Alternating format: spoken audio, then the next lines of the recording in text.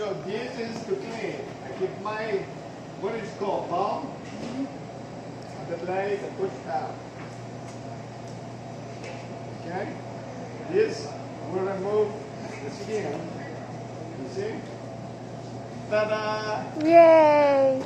So, can you use the big one? Yes, you can. Same way.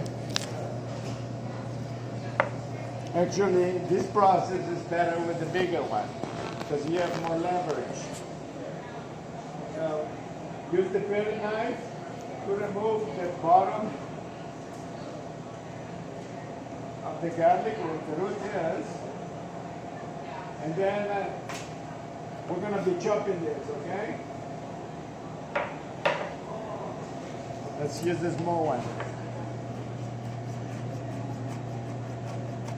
That's how you chop it. So you do the whole thing.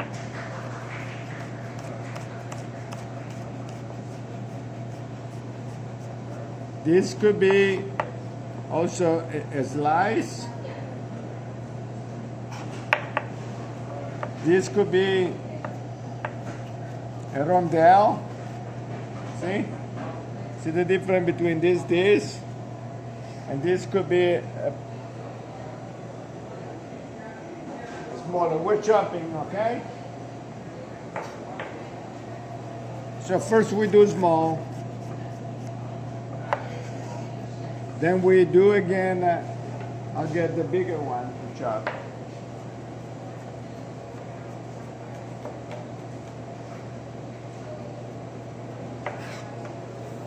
Then I start again, and this way. So hold it like this. You see 4 finger in the front, 4, Emily, 4 finger, and 1 finger in the back. Look at the finger in the back. This hold your blade. This hold. This maintain. Look, the knobby. Look at the knife. See?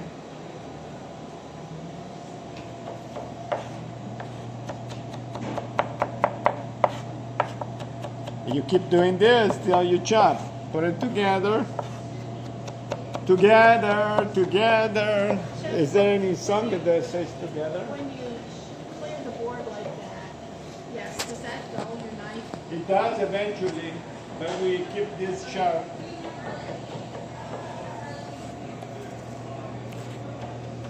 Is it hard to do? No. So this you can control your chop. If you want to go smaller, you just keep going. For example, for herbs, you keep going. For garlic, you want to be careful because the smallest the garlic is, the sooner it all burns. So I'm going to